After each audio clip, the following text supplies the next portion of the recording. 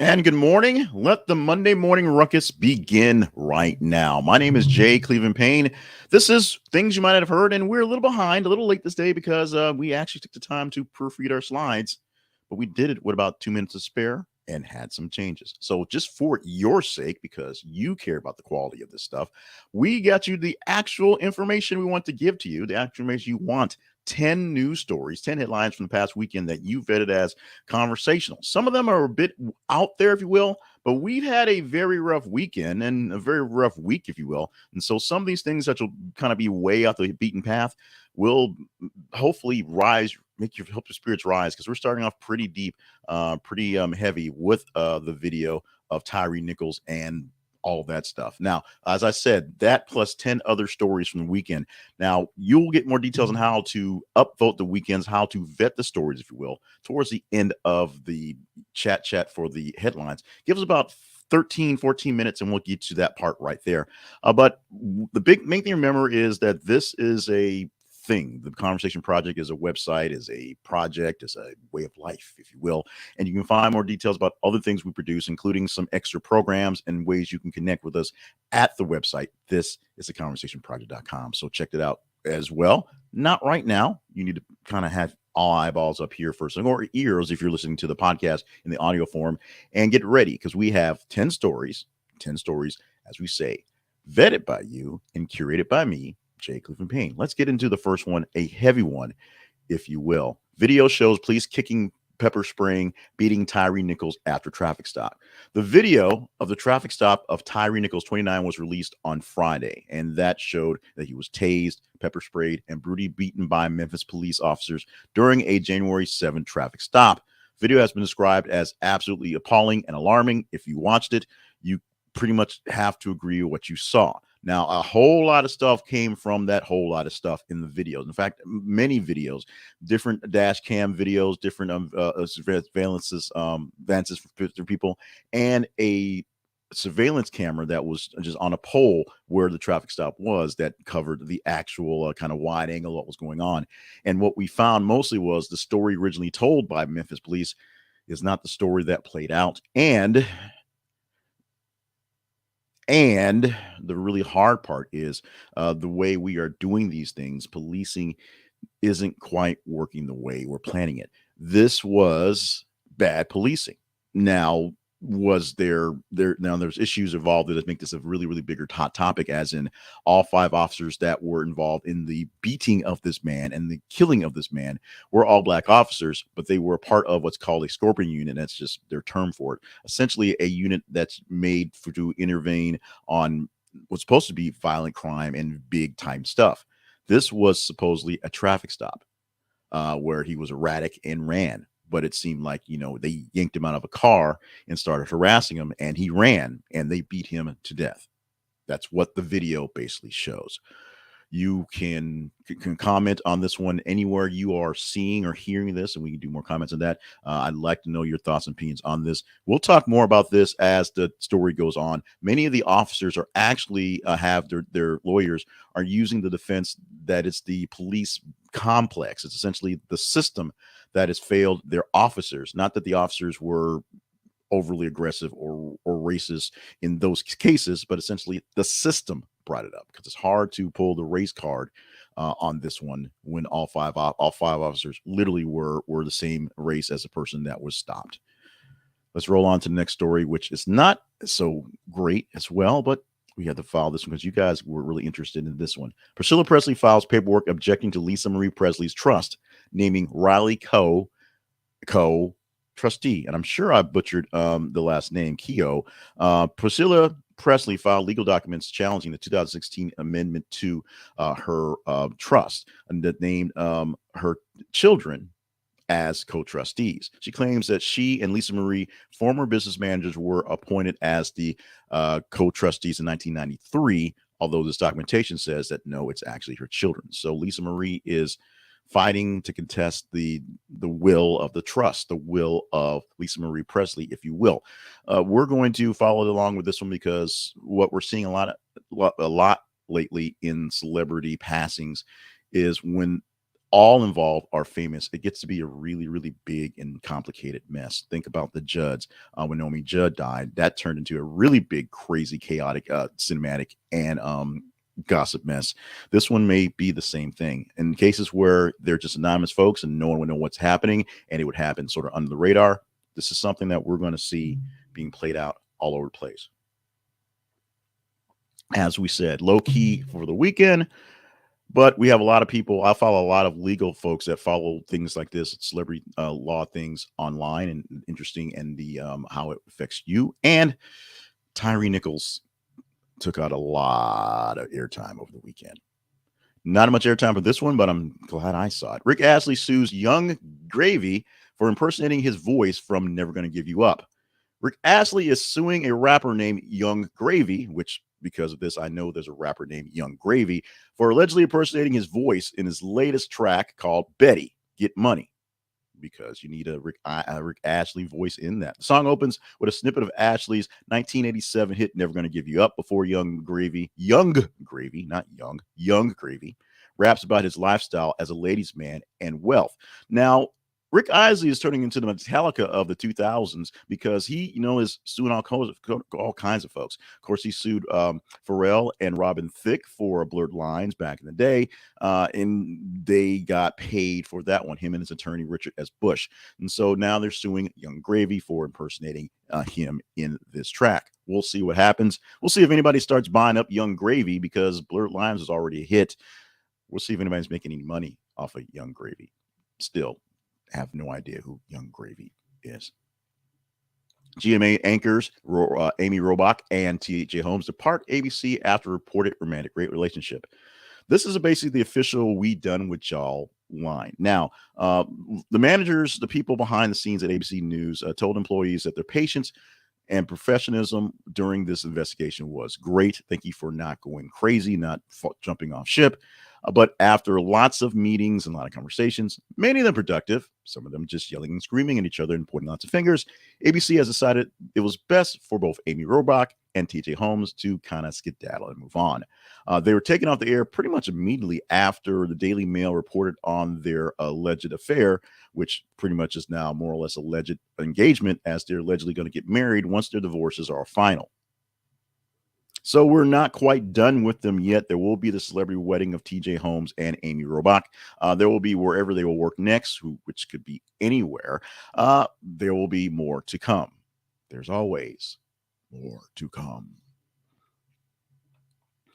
This one is going to be a bit off left field for many guys, but I also, because of the things I do for a lot of these things for the larger company, More Bitter Media, following various media things, various promotional type things, and various business type stuff. Business of church is one thing that I follow a lot. Here's one that caught my attention that maybe you may get into as well. You vetted it as interesting. It was in the range, so we'll explain the range in a bit. Here's a headline. Andy Stanley, he's a pastor. Gay church leaders, quote, have more faith than a lot of you. So, Pastor Andy Stanley, who pastors the North Point Ministries and North Point Community Church in Atlanta, a great big old mega church, says that gay individuals who continue to go to church after being treated badly have more faith than most just regular straight old Christians who happen to be straight old Christians. Stanley also noted that courage that it takes for LGBT individuals to continually attend churches that don't accept their lifestyle. He spoke directly to gay men and women who want to participate in the church. A group of men and women who love Jesus and want to worship them can teach us a lot, is what Mr. Stanley said. This is a guy who says controversial things before and has lots of comments on LGBT folks. Once in 2015, he said local congregations should be the safest place on the planet for students to talk about anything, including same-sex attraction. 2018, he told his congregation they should unhitch their theology from the Old Testament. So pulling away from some of the things from the past, the way past, the book, if you will, the owner's manual, because the times they are changing. And if Jesus says love everybody, you got to love everybody. Is this one going to touch a nerve, or is this one going to make you think a bit? Let me know in the comments wherever you're consuming this content. Now, another one that may poke a nerve, Marie Kondo is back. Marie Kondo's house is messy after having 3 kids. What? What? What? Marie Kondo does not have a tidy house? Well, let's go into this. Marie Kondo is learning to embrace the mess in her home as a mother of now 3. She says she has given up on keeping her home tidy at all times and is now focused on enjoying spending time with her children. Marie Kondo has previously written about the challenges of tidying with small children, saying the joy that comes from parenting exceeds any satisfaction that could come from a perfect near home. So the things that bring you joy should stay. The things that don't bring you joy but are a mess don't have to be tossed out right now because you're playing with the kids. That's what she's saying. Oh, new book, Cleaning Up Mental and Emotional Spaces, including keeping your clothes folded and organized. It's coming. She ain't done yet. She's not done with you yet, but she's backing away from a lot of the super duper uber cleaning because she got kids. Leno breaks collarbone, ribs in second accident in 2 months.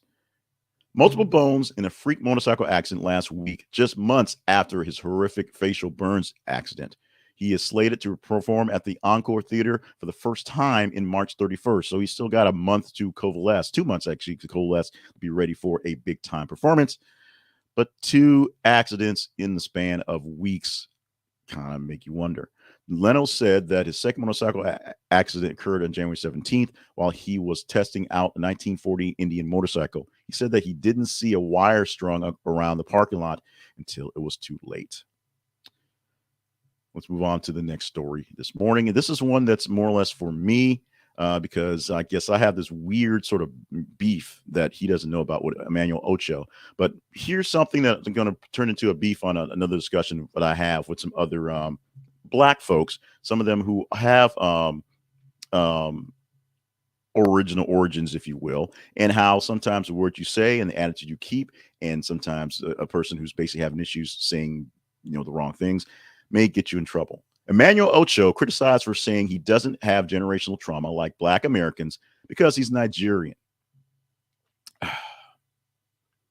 So Emmanuel Ocho, a former NFL player, I'm going to say this in my own commentary, not a very prominent one because it's a hard time finding where he actually played for. He's being slammed on social media for saying he doesn't have generational trauma like other Black people in America. When white people say racism doesn't exist, Ocho says he knows why they're saying it.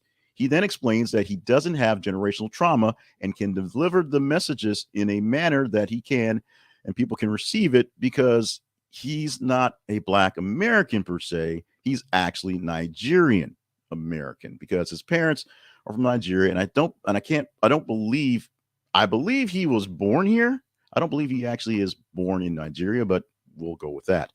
Now, Emmanuel Ocho had 2 stories in this weekend. This is the second one, and this is one that was a bit more pining. The other one I was going to pass. It was actually in the range to discuss this morning about him being put on a podcast, and basically a friend of his asked him to be on a podcast, and the podcast co-host used that to exploit some things in Emmanuel Ocho's sort of armor, kind of twist his story, if you will. Emmanuel Ocho is made famous for the uncomfortable conversation with Black Man series, something that he did sort of on a whim, which wasn't so much on a whim, and turned into a big Oprah thing and a book thing and a big thing, and got a chance to overtake The Bachelor of all things. And he's analyst on Fox Sports 1. He gets a chance to kind of do a shtick, and so more power to him. A little bit jealous that he gets the run that he does. Yes, that's there. But he also gets to run his mouth and say stupid stuff like this. This is stupid stuff. This is something I'm going to be explaining with my friends who actually are Nigerian and what that means about that. Because trust me, they talk about generational trauma because they live here and they are Black. Period. I got to stop doing that period thing. That's turning into a crutch, but we'll work on that. This next story is all about my wife, the beautiful Christine with a K. Reba McEntire opens Reba's Place restaurant in Oklahoma. The 67-year-old singer has opened a restaurant in Oklahoma that includes a bar and also serves a venue of live music. It has a retail store. It's basically Cracker Barrel or all around Reba, the Reba Cracker Barrel. If you need a Reba Cracker Barrel, it's in Oklahoma. It's characterized by a down-home atmosphere, small stage where people can remain eating and visiting while the music is going on. There you go. Menu has popular dishes from the region along with favorites from New Orleans, Nashville, Mexico, and craft cocktails. The kitchen is headed by a chef named Curtis Mortison. No, we're not going. No, we're not going. No, we're not going. And the next one, this is a story you guys all have actually been waiting for, although it has not been teased in the, sort of the production for the day. This was a top rated story for the week, and by large numbers, many large numbers, pun intended. Melissa Williams, Cop-turned-OnlyFans star who was fired over racy pics online, now earns $27K a month. This may seem like a common headline we put on this place because when I put OnlyFans in the list, it gets reactions. This seems like a common headline because all these people who get fired start making more money from OnlyFans. Disclaimer: everyone that's on OnlyFans is not making $27K a month. Just because you can be on OnlyFans does not mean you should be on OnlyFans. So keep that in mind. But the former police officer earns $27,000 a month from her do-it-yourself porn profession on the OnlyFans site. Melissa Williams, who goes by the pornographic nickname Lieutenant Bella Lexi, of course, left the police and now shoots X-rated movies and signs book contracts. The police veteran who often posts sexy pictures of herself and her husband began moonlighting on the porn website back in 2020 as a way to spice up a relationship with her husband and unwind from her demanding and hazardous profession. When her coworkers learned about this, it became kind of an issue, and so she quit working with the coworkers because it was a better issue to deal with the fans than not the coworkers, and she's making bank from it. No judgment, no consent. Just a note that every time I bring up OnlyFans or Pornhub, my numbers shoot up in the engagement. Just want to point that out there. Just want to say it. No judgment whatsoever. Now, let's tease some more, shall we? This is our teaser story. This is a story that we may tackle tomorrow. If you deem this one conversational, how does that happen? You follow us on our feeds on Facebook and Twitter, and you engage in the stories. That engagement tells us how much people want to get into the story, how much people are talking about it. So with that engagement, I know what stories to talk about. Today, I gave you 10 stories from a list of 30 from the top of the stories. So I have a list from about 94 stories posted throughout the weekend from Friday all the way to this morning. Tomorrow and the rest of the week, it will be 30 to 33 stories posted within the span of 30 hours. We will pick 8 of those stories and present them just like this. Oh, what are we teasing? A mysterious Adderall shortage reveals how Americans fail ADHD patients. Didn't read that properly. It should be America, not Americans, but you get the point on this one. There is shortages of all sorts of things and shortages of a lot of medicines for a lot of reasons. Ozempic is a shortage, a diabetic medicine that helps people lose weight fast. So people are being given it just to lose weight and giving it pretty much because they want it. There's a shortage of Adderall, and people with ADHD are having issues with their ADHD because they may need their Adderall. This is a bigger hit story on mental health and ADHD, a bigger story on medicine, and bigger story on supply chains. Are we talking about this tomorrow? You let me know by going to our feeds on Facebook and Twitter, and you engage in the stories. The higher the engagement, the better chance we get into this one for tomorrow. Let's talk about AppSumo, because we're going to talk about higher engagement for your business and for us. If you go to our website, there's a sponsors link, and all our main sponsors are there. So you can click on those links and buy in for things that will take care of you and your business or your life, and take care of us because we get a commission for this. This is an affiliate link, so we get a little bit back from AppSumo here. But if you're looking for great software to manage your business, AppSumo is the place to do that. They're offering great software at basically engineers and groups who are trying to get into the game, get into the business, and make an impact, and offer you great deals with mostly lifetime discounts for very low prices. Get in on the ground floor some of the great programs out there, and you can see how they work out. Some things like Evernote was out there. That's one that's been out there. I didn't get it here, but it was started on some AppSumo promotions, and people got into it for a lifetime and things like that. Evernote doing what it can. Find the best thing that for your business at this website. They have things work for your for project management, for image manipulation, for writing, all sorts of AI type stuff.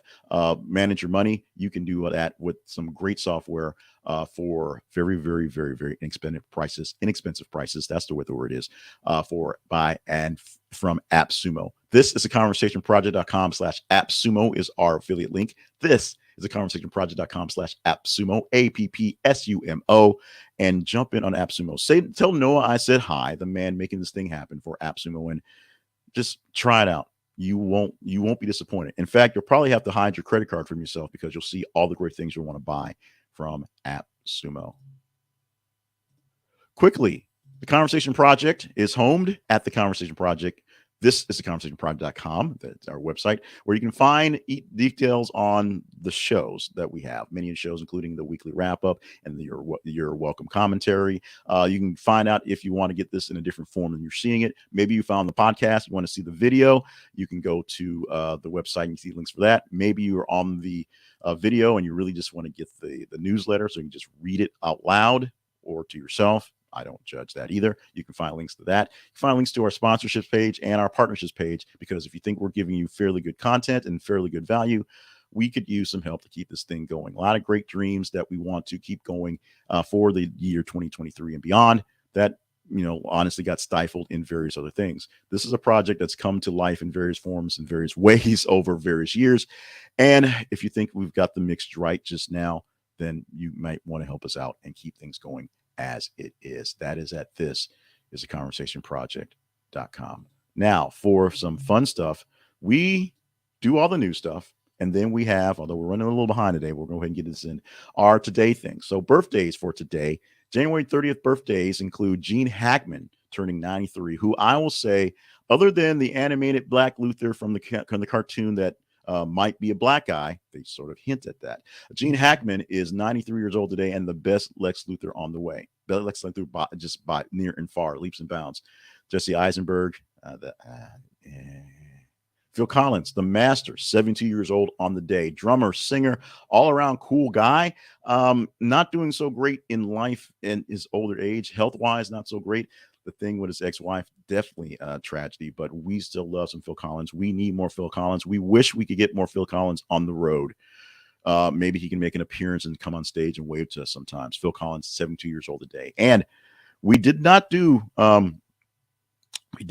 Christian Bale to do Wilmer Valderrama because he's younger. 43 years old on the day.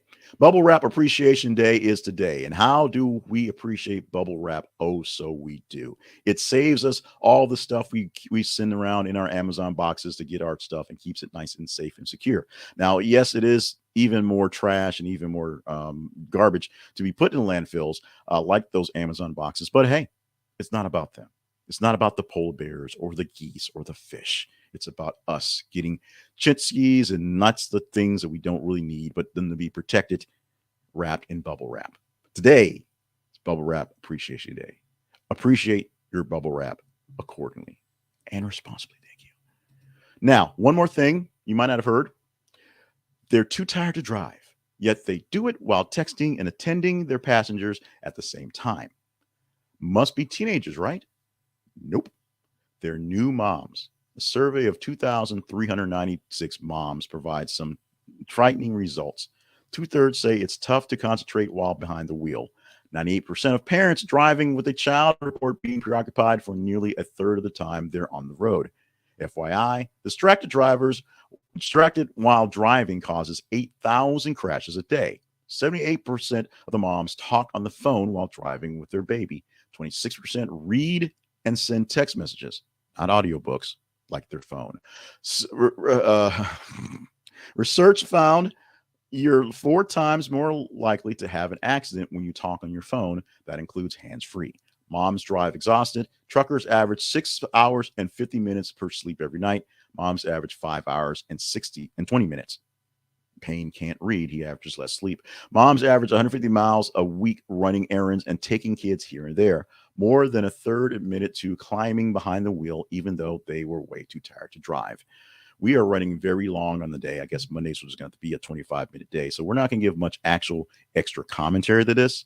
But look up the study. Think about it for yourselves. And if you are a new mom or an old dad who tends to not focus on the road when you're driving, be a good example for your kids and just for everyone else, and get a bit better at it. And try to get some sleep. Sleep always helps. Today, as I speak these words, Monday, January 30th, 2023, let the Monday morning ruckus cease, I guess. Thank you so much for being a part of the show for the day. I think it went fairly well. Hope you think it went fairly well as well. If you did, let me know. If you didn't, let me know. Christina McKay, no, we're not going to Oklahoma, so don't even ask. And for everyone else out there, if you want to be a part of the show, just simply follow us on our feeds and let us know what stories we need to talk about. Engage in those. If you want to be a bigger part, you can go to our website and click on the partnerships button and see how that works out and see if we can partner up together. But the most important thing is that you watch, you read, you listen, and you engage, so we have more things to talk about. Stay hydrated, which means nothing in the visuals for the people who are just listening. That's stay hydrated and staying limber and staying on task. Those are words I'd say every single day. So I want you to be reminded, and remember that you are here for grander things, and we need you to be here for grander things. I need you just here because I need the audience. So I need you here for my little social selfishness on my own. But the world needs you to do them things you got to do today. We're done. That's it. Thank you so much for being here on this one. And let's do another this one tomorrow and call it that one.